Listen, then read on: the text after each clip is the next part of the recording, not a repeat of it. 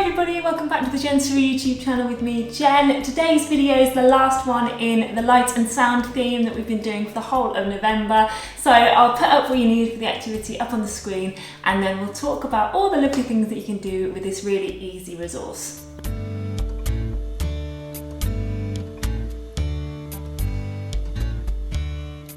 So as you can see in front of me, I have got a turkey roasting tray. Now this time of year is a really great time of year to stock up on these because you can use them all year round for all different kinds of sound making activities, and they're nice and deep, so you can just do lots of different things with them and fill them with all kinds of wondrous things to create really lovely sound. Now I love foil. I love foil sheets, I love foil platters, I love big foil dishes like this because they give so much auditory feedback when you put things in them. And actually because they're reflective, you can use lights with them and you get lots of lovely light feedback, and they play around with light really nicely as well. So from a multi-sensory perspective, they're a really cheap and really great resource to use. And then it's just a question of filling it with lots of lovely, exciting things. Now what I tend to do is choose about 3 or 4 things that make different sounds to put in the tray. So if you're working with a learner with PMLD, this is a great one for building up choice making skills. The great thing about these foil platters as well is that, as I say, the feedback that you get from them is quite a strong one. So if you've got children with startle reflex or who actually need to build up their auditory tolerance for things, you can use lots of different things and do auditory play in a controlled kind of way. So actually the world is quite a noisy place. There's lots of different sounds that come unexpectedly at children and at learners all the time. So actually it's down to us as educators and parents to give children a nice controlled way of exploring and experiencing sound, and exploring and experiencing sounds that might be sudden or might be suddenly loud or unexpected, because actually that's just going to create a nice air of confidence for the child around experiencing sound and what sound actually is and what it does. So yeah, we'll talk about some lovely things that you can add into the tray now. So I've got my little pots in here. I've got some rice, so that's a good one to use.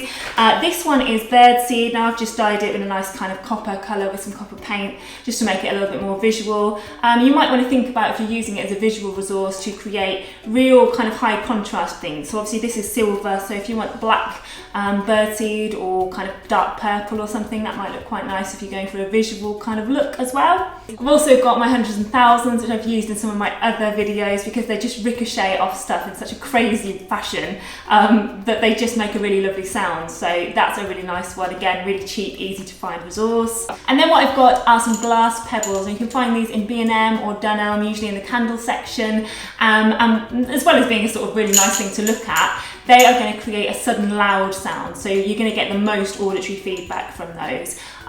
But in contrast to the rice and the hundreds and thousands and that kind of stuff, it's just going to create a really different sound experience for your learner. One that they might potentially shy away from to start up with. But again, it's about building that tolerance up. I talk about controlled risk quite a lot in my videos. And this is essentially a way of doing that in an auditory based way. So sometimes, just to get that resilience up in our learners, we have to provide them with opportunities and learning experiences that might initially be a little bit unsettling, and this might be one of them. So I wouldn't shy away from using them because they do create a really loud sound that you'll hear in a minute. But again, it's about that consistency of using the stimulus over and over and over again. So actually it becomes an anticipated response. It becomes an anticipated sound. So actually a lot of the time when kids experience loud sounds, after a while, in a repeated way, they actually go to really, really like them. So yeah, that's why the pebbles are there as well. As you can see, the foil tray is nice and deep, so in terms of being a messy activity, which I've sort of marketed this one as, is not going to create a huge amount of mess, but it will create chaos, and children and learners just love chaos and things kind of spreading out and pouring and all of that kind of stuff. Now it says on it, conveniently support the bottom of the tray. Now we don't need to do that because we're not putting a turkey in it, thankfully, but we are going to put this on laps if we want to. So actually, because it's relatively thin, you'll get a nice amount of sort of resonance and feeling alongside the auditory stuff. So if you can, I'd put this directly on skin. You can even put their hands underneath it if you want, so they get a little bit of vibration and a little bit of resonance from it.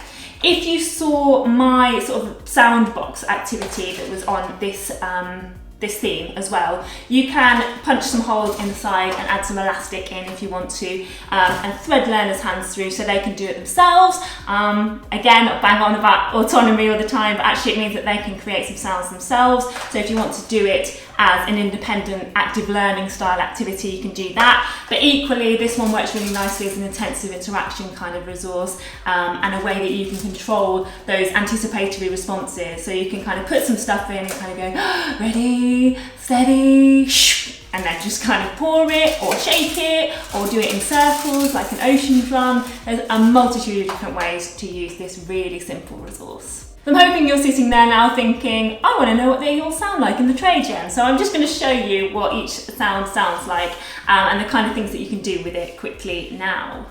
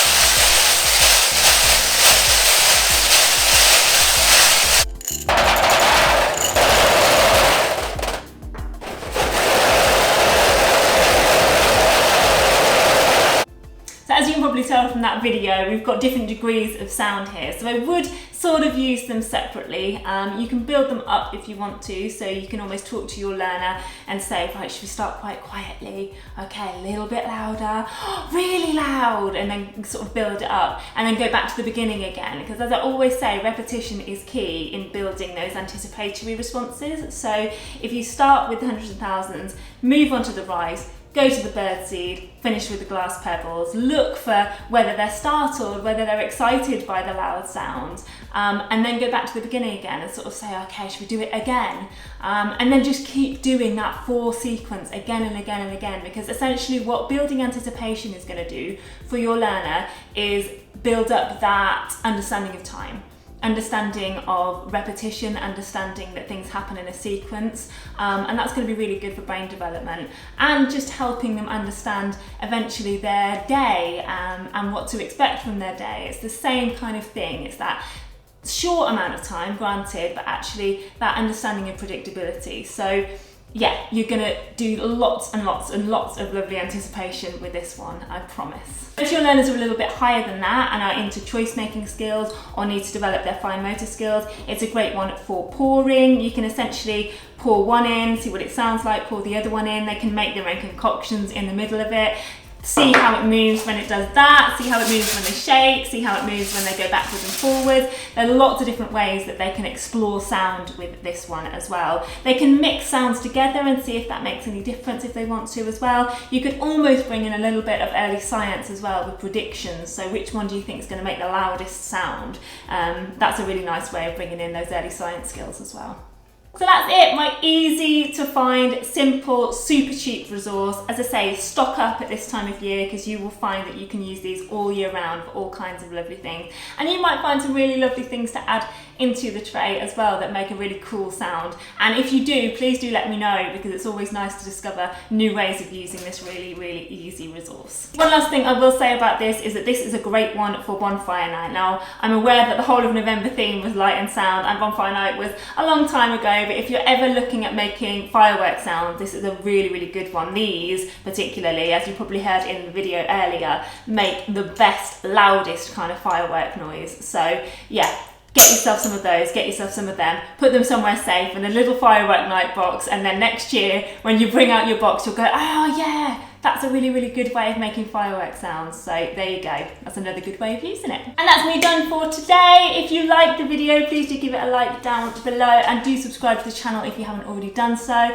And do share this video with anyone that you think would benefit. I'm all about trying to reach as many learners out there as possible. So yeah, it really, really means a lot to me when you guys share it. So thanks in advance. I'll see you next time for another brand new video on the Jensory YouTube channel. But until then, guys, take care. See you soon.